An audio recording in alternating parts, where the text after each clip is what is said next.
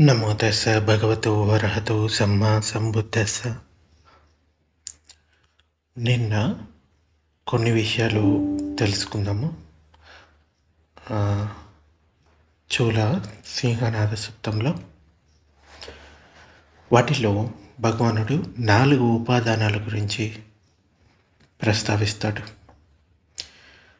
కొంతమంది శ్రమణ బ్రాహ్మణులు ఈ 4 ఉపాదానాల గురించి తెలియకుండా వాళ్ళు తెలుసుకున్నామని చెప్తారు.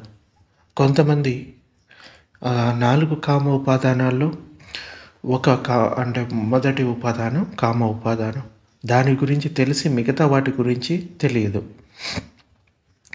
కొంతమందికి కామ ఉపాదానం దిట్టి ఉపాదానం గురించి తెలియదు, అంటే తెలుసు కానీ మిగతా 2 గురించి తెలియదు. కొంతమందికి 3 గురించి తెలుసు కానీ 4 గురించి తెలియదు. అంటే పూర్తిగా తెలియని వాళ్ళు ఉంటారు. అంటే ఈ 3 ఏదో ఒకటి తెలిసి ఉండొచ్చు. సో అందువల్ల వాళ్ళు పూర్తి మార్గాన్ని తెలిసిన వారని చెప్పలేము. ఒక భగవానుడు మాత్రమే వాటిని పూర్తిగా అవగాహన చేసుకొని అనుభూతిపూర్వకంగా తెలుసుకున్న వ్యక్తి. అయితే ఈ ఉపాదానాలు 4 అని చెప్పుకున్నాం కదా. కామ ఉపాదానం, దిట్టి ఉపాదానం, ఇంకా శీలబద్ధ ఉపాదానం, అత్తవాద ఉపాదానం. అంటే అత్త అంటే ఆత్మ. ఆత్మ అంటే ఇక్కడ మనం ఏ అర్థంలో తీసుకోవాలంటే నేను, నాది అనే భావం అని తీసుకోవాలి. అనాత్మ అంటే నేను కాదు, నాది కాదు అనే భావం అని తీసుకోవాలి. ఆదానం అంటే తీసుకోవడం లేక పట్టుకోవడం. అంటే మనం ఉపాదానం గురించి చెప్పుకుంటున్నాం కదా, దాంట్లో ఆదానం అంటే తీసుకోవడం లేక పట్టుకోవడం. ఈ 4 ఉపాదానాల వల్లే తృష్ణ వలన, అంటే ఈ 4 కూడా తృష్ణ వలన ఏర్పడే ఉపాదానాలు అని చెప్పబడింది. ఒక సర్పం కప్పను పట్టుకున్నట్లు, నెమలి పాముని పట్టుకున్నట్లే పడిపోకుండా గట్టిగా పట్టుకోవడాన్ని ఉపాదానం అంటారు.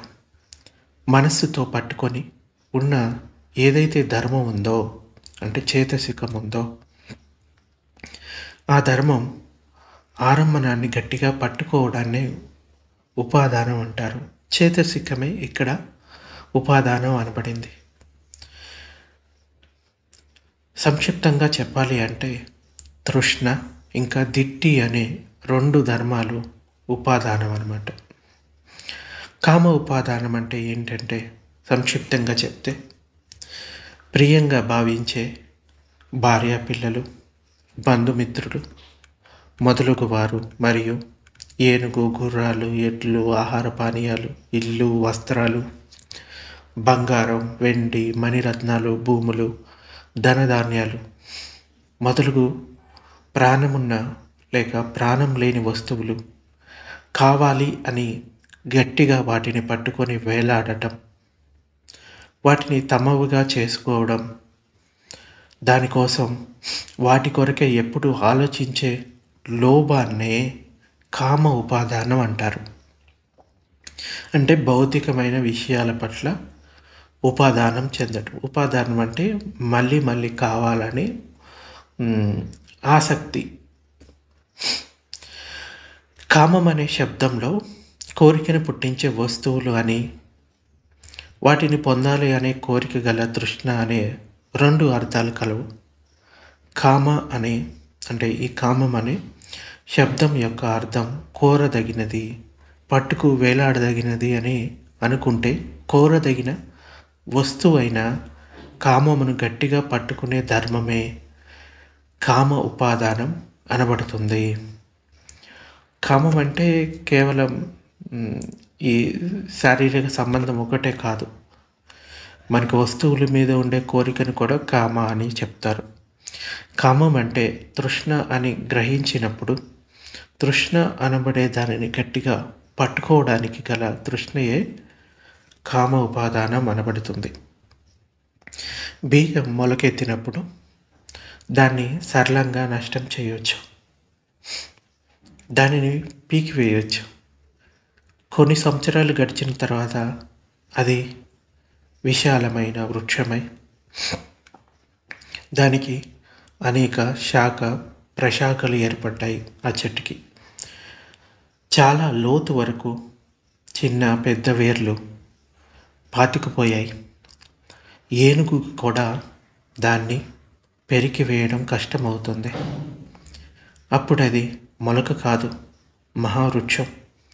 అలాగే ఏదైనా ఆలంబనలో మొదట దుర్బల తృష్ణ మొదలవుతుంది, అంటే ఉత్పన్నమవుతుంది. దానిని మొలకలాగే దూరం చేయవచ్చు, లేక అది దానంతటదే దూరం అవుతుంది.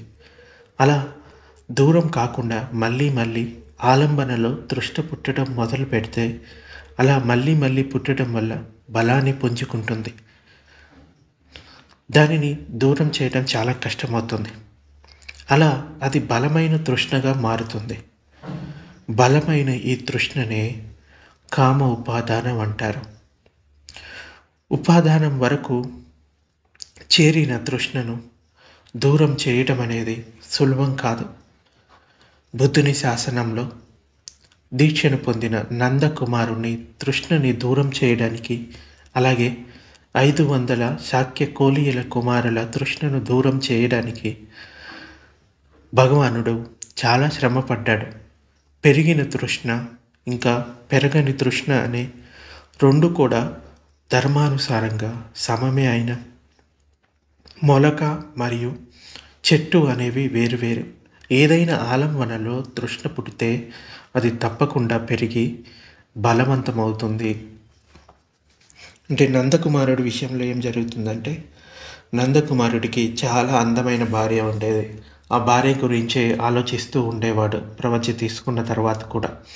భగవానుడు అది గమనించి ఈ నందకుమారుడికి ఎంత చెప్పినా వినడం లేదు అన్నట్టుగా అతడికి దేవలోకానికి తీసుకెళ్ళి అక్కడ ఉండే అప్సరసలను చూపించి ఇలా అడుగుతాడు, వీళ్ళు అందంగా ఉన్నారా, లేకపోతే నీ భార్య అందంగా ఉందా, అంటే నీ పూర్వ భార్య అందంగా ఉందా అని అడిగితే, ఇక్కడ ఉన్న వాళ్ళు అప్సరసలు చాలా అందంగా ఉన్నారు, వారితో పోలిస్తే నా పూర్వ భార్య వాళ్ళ కాలి కోటికి కూడా సరిపోదు అని చెప్తుంది.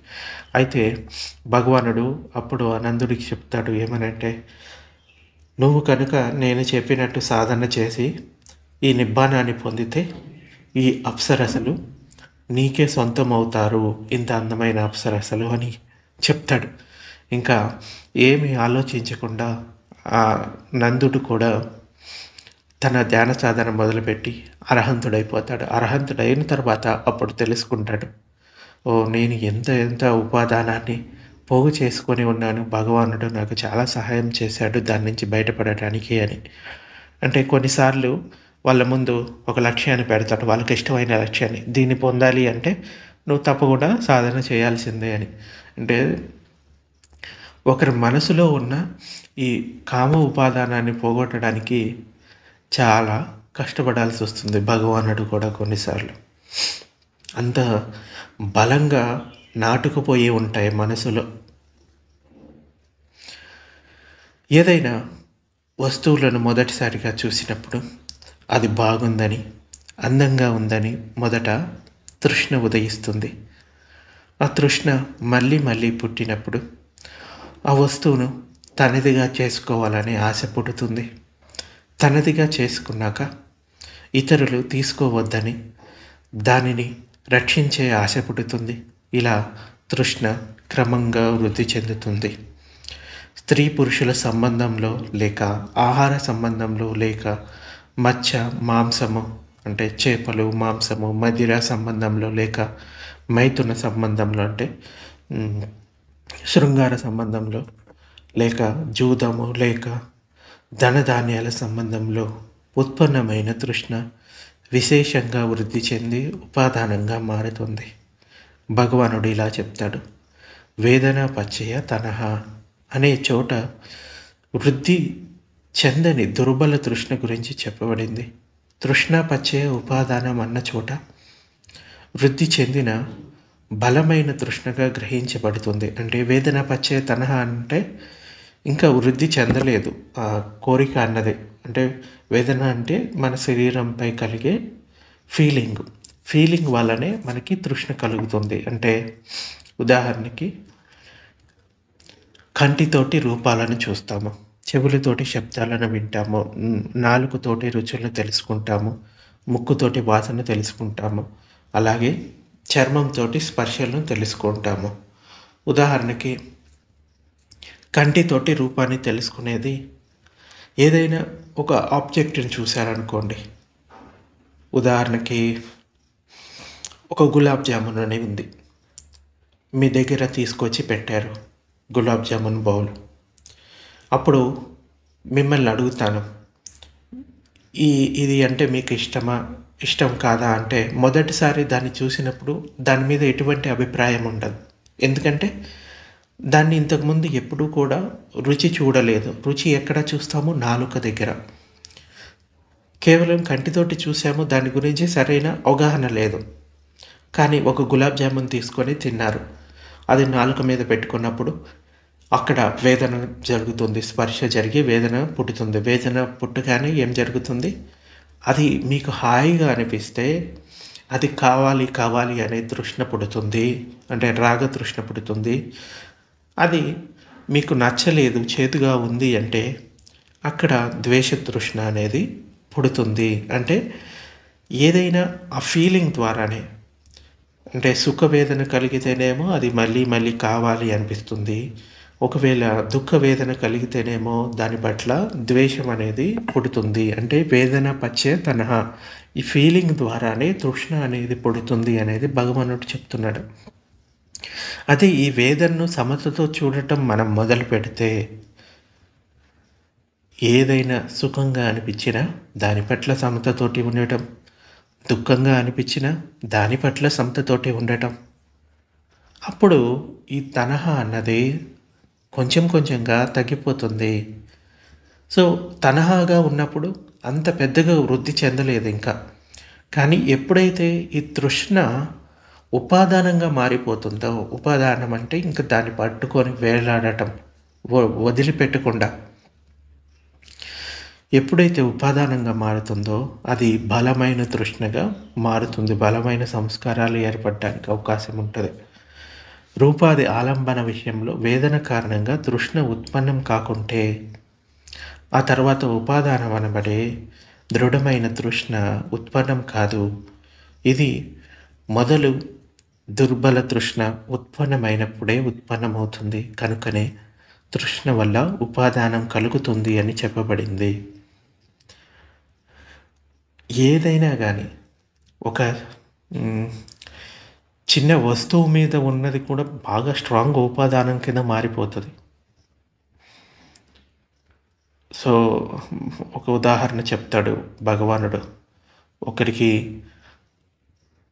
ఒక పూర్వం జీవితంలో ఉన్నప్పుడు గడ్డపార మీద బాగా మమకారం ఉండేది. అంటే దాంతో పని చేసి ఉండేవాడు అనమాట. దాని మీద ప్రవజ్య తీసుకున్న తర్వాత కూడా దాని మీద మమకారం పోక ప్రతిరోజు వెళ్ళి దాన్ని చూస్తూ వస్తూ ఉండేవాడు. అయితే ఇది వస్తువు కావచ్చు, వ్యక్తి కావచ్చు, రెండు కూడా ఒకటే. నీకు నీ భార్య పిల్లల మీద, లేకపోతే కుటుంబ సభ్యుల మీద, లేకపోతే ప్రేమించిన వారి మీద ఉండే తృష్ణ దుఃఖాన్నే తీసుకొస్తుంది. ఎందుకంటే ఇవన్నీ కూడా అనిత్యమైనవే, ఏదో ఒకరోజు దూరం అయిపోతాయి. ప్రియమైనవి దూరం అవుతాయి, అప్రియమైనవి దగ్గర అవుతాయి. రెండు జరుగుతూనే ఉంటాయి. అందుచేత ఈ వేదన కలిగినప్పుడు వాళ్ళతోటి నువ్వు సంపర్కంలోకి వెళ్ళినప్పుడు వాళ్ళని కంటితోటి చూస్తావు, వాళ్ళ మాటలు వింటావు, ఇంకా వాళ్ళ అంటే వాసన తెలుసుకోవడం, ఇంకా రుచి, అంటే ఈ ఇంద్రియాల ద్వారానే మనకి అన్ని విషయాలు సంపర్కంలోకి వస్తున్నాయి. ఈ ఇంద్రియాల్లో జరిగే ఏవైనా విషయాలు సంపర్కంలోకి వచ్చినప్పుడు మనం సమతతోటి ఉండటం నేర్చుకోవాలి. అప్పుడే ఈ తృష్ణ అన్నది తగ్గుతుంది, లేకపోతే తృష్ణ పెరుగుతూనే పోతుంది. దీనికి మీరు ఎన్ని యాగాలు చేసినా, యజ్ఞాలు చేసినా, లేకపోతే ఉపవాసాలు ఉన్నా ఏమీ మారిపోవు.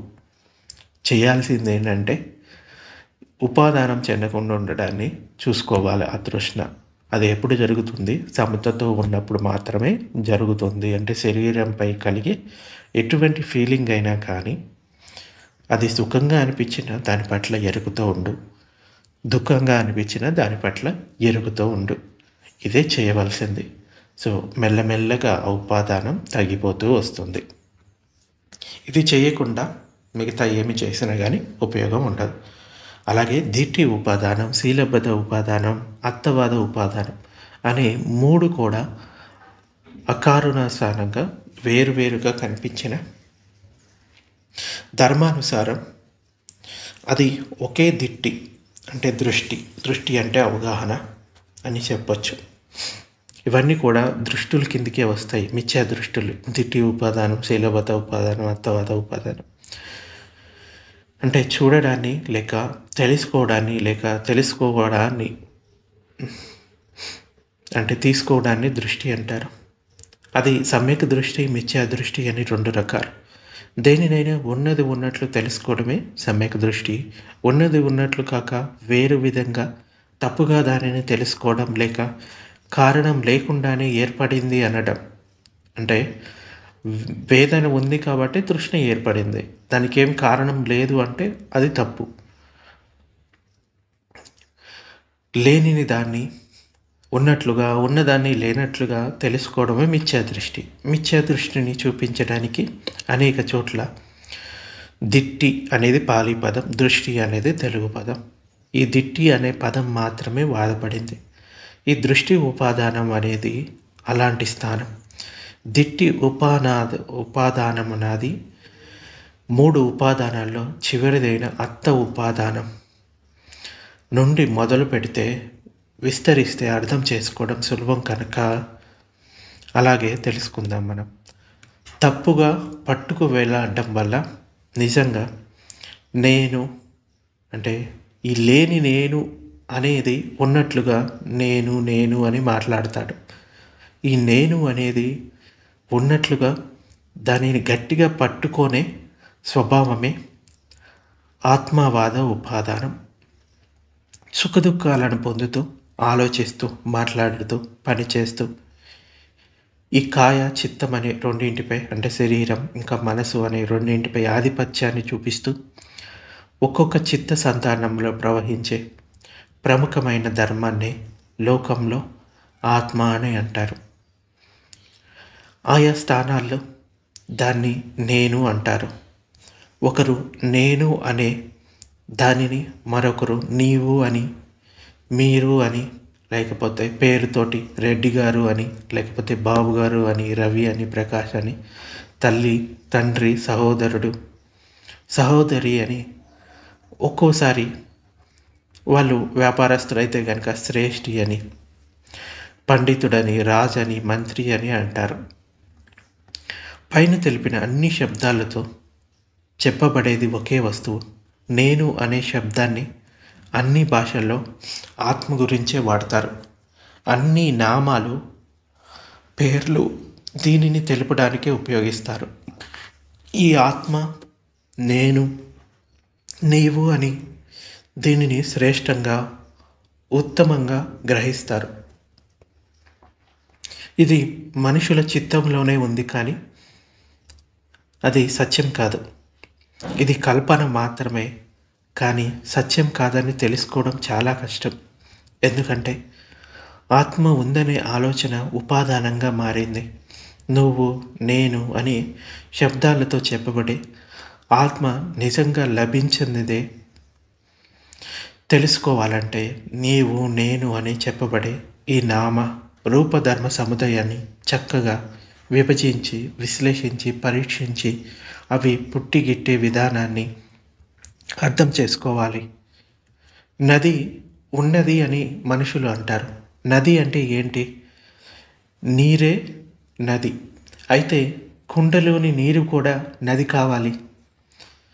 మరి జలం ప్రవహించే భూమి నది అయితే నీరు ఎండిపోయిన ఆ భూమి నది అనబడాలి. కానీ ఇది నిజం కాదు. నది యొక్క ఆవలి తీరాన్ని అలాగే యువతలి తీరాన్ని నది అన్నట్లయితే జలం లేని భూమి కూడా నది అనబడాలి. నీరు కూడా ప్రవహించే భూమి తలం, 2 తీరాలు. ఇవన్నీ లేకుండా నది అనేది లేదు.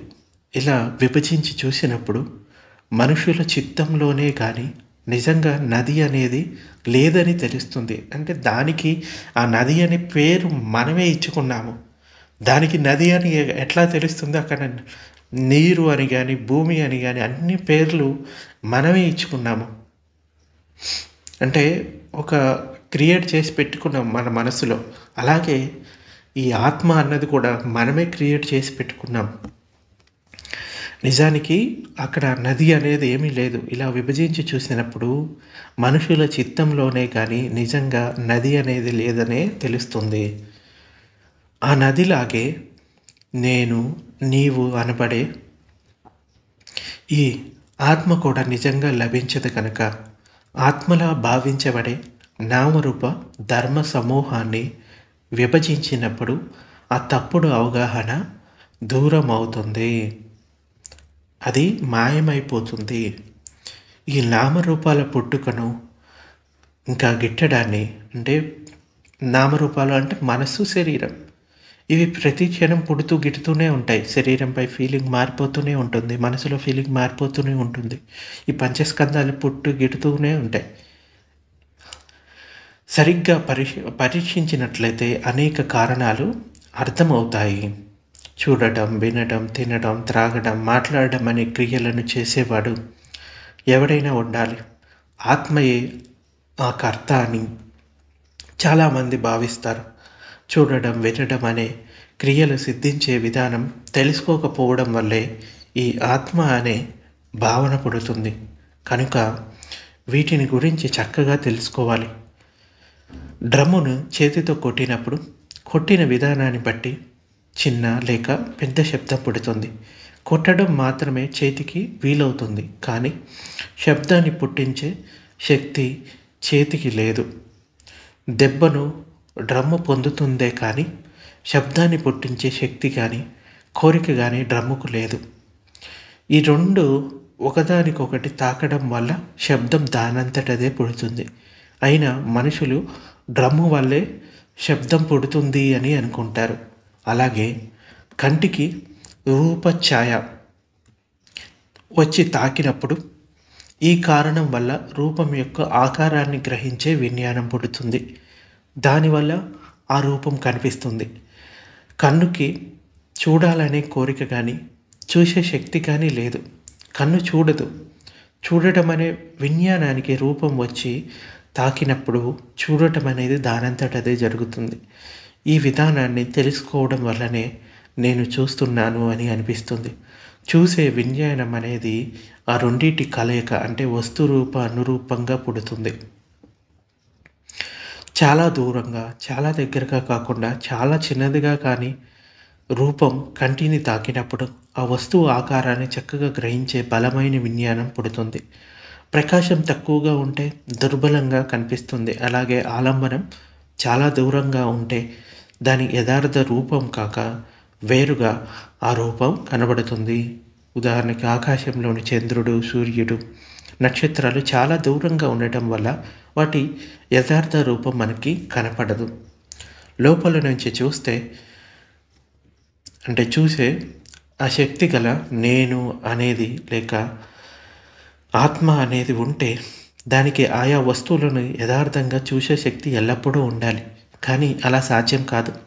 ప్రకాశం తక్కువ, ఇంకా ఎక్కువగా ఉన్నదానిని బట్టి, వస్తువుల దూరాన్ని బట్టి అనేక ఆకారాల్లో సిద్ధించే ఈ చూడటం అనే క్రియ దానంతట అదే జరుగుతుంది.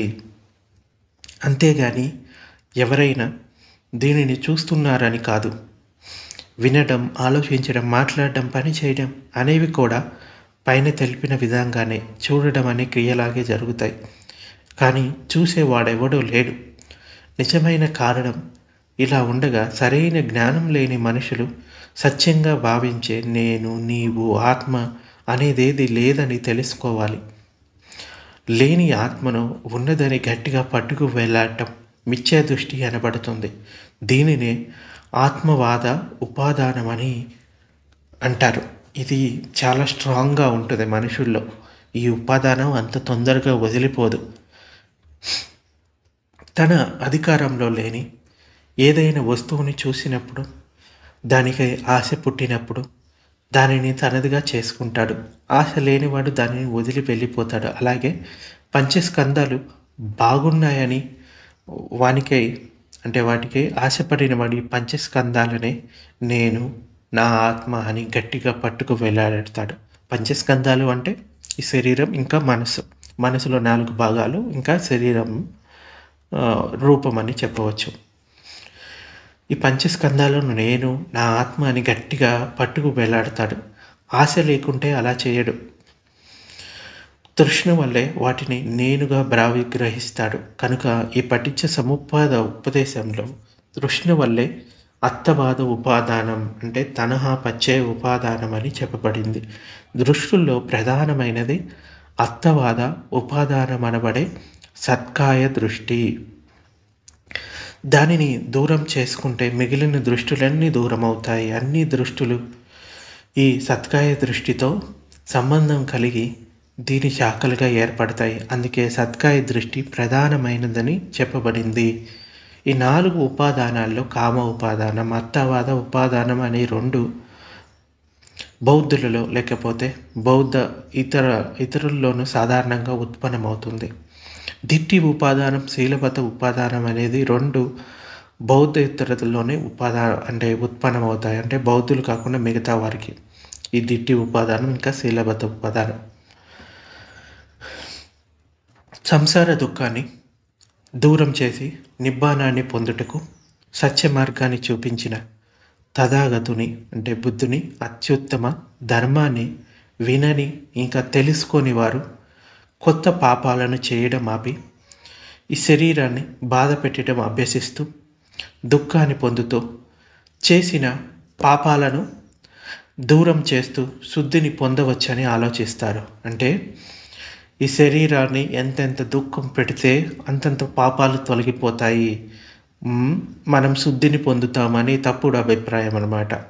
ఇంకొందరు పశువుల్లాగే ఆచరిస్తూ శుద్ధిని పొందవచ్చని ఆ మార్గాన్ని అనుసరిస్తారు.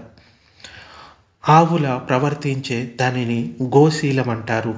కుక్కల ప్రవర్తించే దాన్ని కుక్కుర వ్రతం అంటారు. ఈ కుక్కురు వ్రత సుత్త అని మధ్యమ నికాయలో మనకి వస్తుంది. కొంతమంది ఇటువంటి వ్రతాలు కూడా చేస్తూ ఉంటారు. కుక్కలాగా జీవించడం, కుక్క ఎలా తింటుందో అలా తినడం, కుక్క ఎలా ప్రవర్తిస్తుందో అలా ప్రవర్తించడం, దానివల్ల నేను శుద్ధి పొందుతాను అని కొంతమంది నమ్ముతూ ఉంటారు. ఇంకా కొంతమంది కఠినమైన శరీరాన్ని బాధ పెట్టేవి. ముఖ్యంగా చెప్పాలి అంటే మనకి తర్వాత సుత్తంలో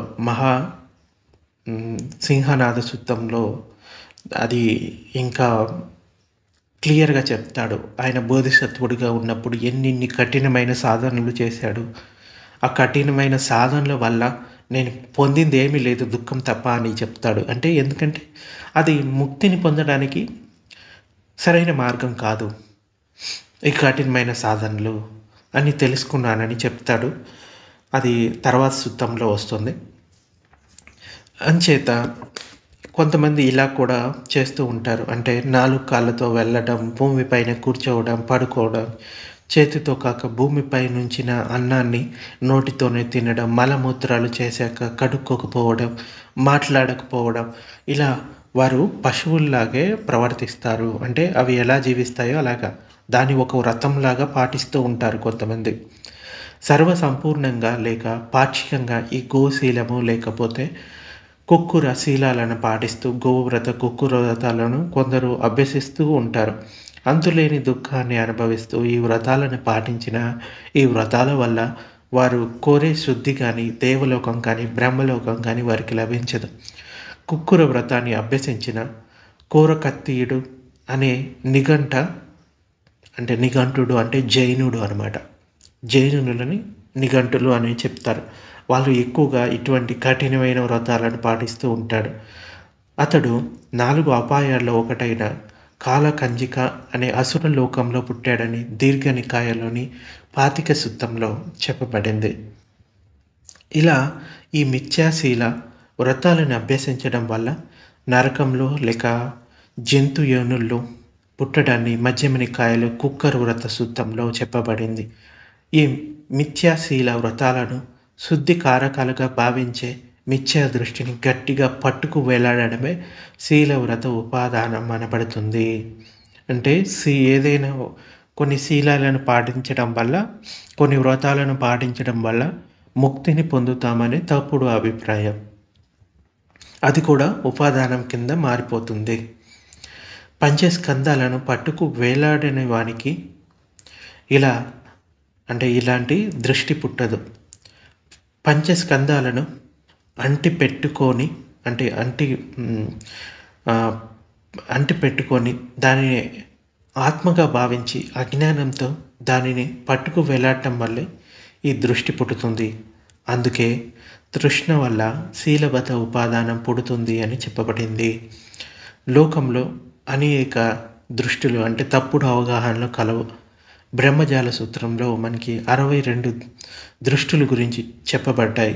ఎవరైనా వినాలంటే ఒకసారి వినొచ్చు, మనం చేశాము, దీర్ఘనికాయలో వస్తుంది. ఆత్మవాద ఉపాదానం, శీలబద్ధ ఉపాదానం అనే రెంటిని గ్రహించాక సంశయం అనేది లేక ఇదే సత్యం, వేరేదంతా అసత్యం అని గట్టిగా గ్రహించే అన్ని దృష్టి ఉపాదానం అనబడును. ఇదే సత్యమని గట్టిగా పట్టుకోకుంటే అది తప్పుడు భావన మాత్రమే. దృష్టి కానీ ఉపాదానం కానీ కాదు. మనకి అభిధర్మంలో ఇలా చెప్పబడింది, 10 రకాల మిథ్యా దృష్టులు ఉపాదానంగా మారతాయి అని. ఏంటది? ఇలా అనుకుంటాడు అంటే మిథ్యా దృష్టులు అని కూడా చెప్పవచ్చు. 10 రకాల మిథ్యా దృష్టులు అవేంటంటే, దానం ఇవ్వడంలో ఫలమేమీ లేదు అని గట్టిగా నమ్ముతాడు. ఇంకా ఇట్టమనబడే మహాదానం లేక మహాపూజ వల్ల, మహాపూజ అంటే ఏదైనా దానాన్ని ఇవ్వడం పూజ అని చెప్తారు. అటువంటి మహాదానాలు చేయడం వల్ల ఎటువంటి ఫలితం లేదు అని మిథ్యా దృష్టి. అది కూడా హుతమనబడే ప్రతి గ్రాహకుల అంటే దానం పొందేవారిని పిలిచి ఇచ్చే దానం, ఇంటికి వచ్చిన అతిథులకు ఇచ్చే దానం, ఆవాహ వివాహం అనే మంగళం కొరకు ఇచ్చే దానం అనే ఈ దానాల వల్ల ఫలమేమీ లేదు అని నమ్ముతాడు. ఇంకా దశ కుశల దశ అకుశల అనబడే మంచి చెడు అనే రెండిటి వల్ల ఫలమేమీ లేదు, విపాకం లేదు అని నమ్ముతాడు. పరలోకంలో ఉన్నవాళ్ళు మళ్ళీ ఈ లోకానికి తిరిగి రారు. ఇంకా ఈ లోకంలో వారు పరలోకం వెళ్ళరు. పరలోకం అంటూ ఏదీ లేదు. ఇక్కడ పరలోకం అంటే ఏదైతే మనం కర్మను చేశామో దాన్ని బట్టి తర్వాత జన్మ అనేది ఉంటుంది. అది మనిషి జన్మ ఉండొచ్చు, జంతు జన్మ ఉండొచ్చు, లేకపోతే అపాయ లోకాల్లో పుట్టి ఉండొచ్చు, లేకపోతే స్వర్గలోకాల్లో పుట్టి ఉండొచ్చు. మనం ఏదైతే పుణ్యం చేశామో ఆ పుణ్యం పూర్తవగానే ఆ దేవలోకం నుంచి మళ్ళీ తిరిగి వేరే లోకంలోకి వెళ్తాం. ఏదైతే పాపం చేశామో అది పూర్తవగానే మళ్ళీ ఇంకొక లోకంలోకి వెళ్తాం. కాకపోతే ఎప్పుడైతే తృష్ణ అవిద్య అంతమవుతుందో అప్పుడు మళ్ళీ పుట్టడం అనేది ఉండదు. ఇది క్లియర్గా బుద్ధ చెప్తాడు. దీన్ని అర్థం చేసుకోవడం కొంతమంది తప్పుగా అర్థం చేసుకుంటారు. అసలు బుద్ధుడు కర్మ గురించి చెప్పలేదు, లోకాల గురించి చెప్పలేదు అని. బుద్ధ కర్మని గురించి చెప్పాడు, కర్మ సిద్ధాంతం గురించి. కానీ ఈ తృష్ణ అవిద్య ఎప్పుడైతే అంతమవుతుందో అప్పుడు కర్మ విపాకం కూడా ఆగిపోతుంది. కర్మకు అంత శక్తి ఉండదు ఇంకొక జన్మ తీసుకోవడానికి అని చెప్తాడు. ఇంకా తల్లికి మంచి చెడు చేస్తే ఆ రెండింటి ఫలం లేదు అని నమ్ముతారు. ఇంకా తండ్రికి మంచి చెడు చేస్తే ఆ రెండింటి ఫలితం ఏమీ లేదు అని నమ్ముతాడు. మళ్ళీ మళ్ళీ చనిపోతూ పుట్టే సత్వులు లేరు అని చెప్తారు. అంటే అటువంటి నమ్మకాన్ని పొందుతారు. ఇంకా సరిగ్గా ధ్యాన మార్గంలో నడిచేవారు ఈ లోకాన్ని పరలోకాన్ని స్వయంగా తమ సొంత ధ్యానంతో తెలుసుకొని సాక్షాత్కరించుకొని ఉపదేశించే సాధువులు భిక్షువులు ఇప్పుడు లేరు అని చెప్తారు. అంటే అసలు లేరు అని చెప్తారు. అటువంటి నమ్మకాలు 10 రకాలు. సో ఈ 10 రకాలు మిథ్యా దృష్టులు అని చెప్పవచ్చు. ఈ పంచస్కందాలను అంటిపెట్టుకొని అజ్ఞానంతో వాటిని సుఖపెట్టడానికి క్రమాన్ని వెతకడం వల్లే ఈ దృష్టులన్నీ పుడతాయి. కనుక తృష్ణ వల్లే దిట్టి పుడుతుంది, అంటే దిట్టి ఉపాదానం పుడుతుంది అని చెప్పబడింది. ఈ నాలుగిటి గురించి తెలుసుకున్న తర్వాత ఇటువంటి ఉపాదానాలు ఏవైనా మీ మనసులో ఉంటే వాటిని త్యజించేసేయాలి, వదిలిపెట్టేయాలి. ఇంతకుముందు ఉన్న దిష్టులన్నిటిని వదిలిపెట్టి ఏదైతే యథాతథంగా ఉందో, అంటే సత్యాన్ని మాత్రం గ్రహించడానికి ప్రయత్నించండి. సో ఇది 4 రకాల ఉపాదానాల గురించి. ఇది ఒక్కసారి వింటే అర్థం అవ్వదు. దీన్ని మళ్ళీ మళ్ళీ వినడానికి ప్రయత్నించండి. అప్పుడే ఆ విషయాలు మీరు గ్రహించగలుగుతారు.